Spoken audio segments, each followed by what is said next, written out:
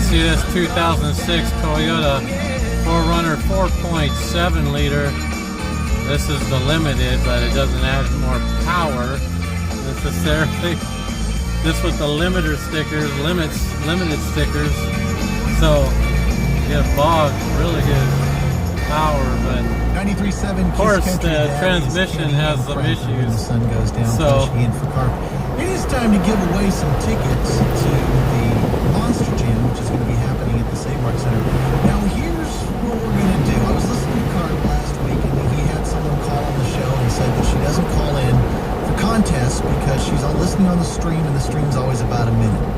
So when this mic shuts off, I'm going to wait 1 minute before answering phone calls. So let your phone ring. 1-800-767-KISS. Caller number 10 is going to get a family 4-pack of tickets California. to Monster Jam at the Save Mart Center. 1-800-767-KISS. I'm going to let a minute go by and then take caller number 10. Good luck from 93.7. There we can listen to the truck.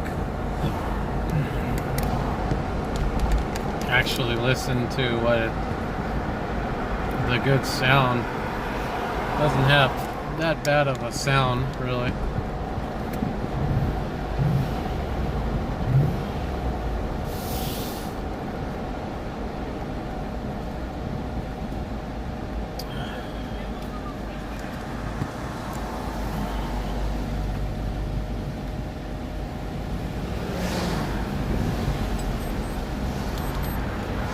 Toyota won the NASCAR last 500, and the NASCAR's 500 series last Sunday. So I'm filling on this 2006 Toyota 4Runner I own now. I used to have a FJ Cruiser from 2008, 4.0 liter V6. They have a 4.0 V8 in the older Lexus 400s, SC 400s. Some of those from 2000 had the G from the Supra. You could definitely find a 2000 or 99 400 Lexus 400 with a J from the Supra.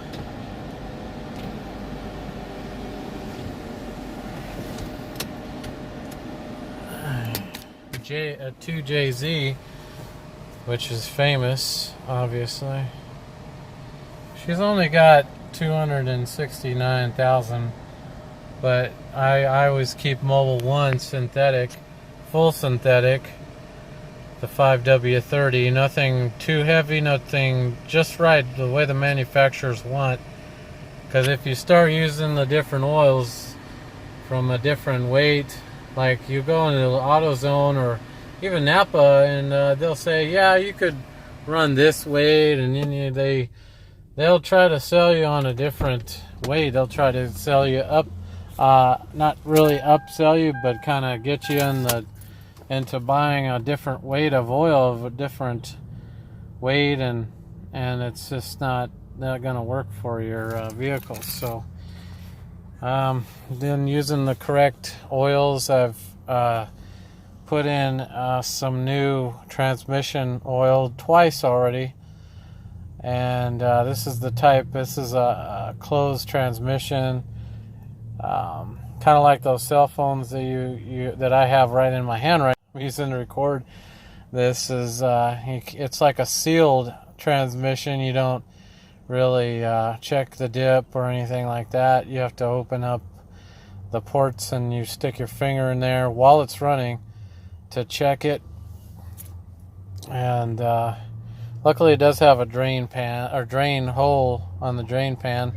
The pan, it has an actual drain nut so that you can drain the oil out of the transmission and replace it. But you can't just stick a funnel in the little tube and put some fresh ATF. You have to actually pump it in there, and I ended up going to Harbor Freight to pick up one of those fountain pumps and stuck it in the quite a big large container, and they have ATF container. I just cut the hole in one side, put it in there, and let it flow inside until it got to the point where it couldn't fill up any longer. The engine was on, and my pump was a little slow, so I needed to upgrade to a little faster pump to get the oil to fill up faster, because it was running for a good 10 minutes and it was still not full. I took it over to Jiffy Lube to have them check, and they filled it up free, actually. Eventually I pulled all of the oil that I had in there. It was a Valvoline Dexmerc mix for Toyota. It was a good fit for the transmission in this vehicle, and I didn't like it as much, so I tried to go with Idematsu oil. Idematsu is good Japanese oil for a Japanese car like this is, a truck actually. But over and all, I've got that Idematsu oil, and I ended up putting some more. I put Lucas in the rear diff. With the rear differential, you just have a oil drain plug, and I didn't drain too much out. I just drained a little bit out. Popped off the one of the plugs, drained a little bit on the bottom end, and popped this on the top and filled her up with Lucas 80-90, and it's been working out pretty good. But it does seem like it bogs, like it can't get it out of its own way, and kind of think that because of it being a tow package, this truck is it's designed for tow, and I think we've got it's got a limited slip differential in it, and I think we've got all the right oils in it. So I've got the full package, a kit. I got a kit on Amazon that I'm going to do here today.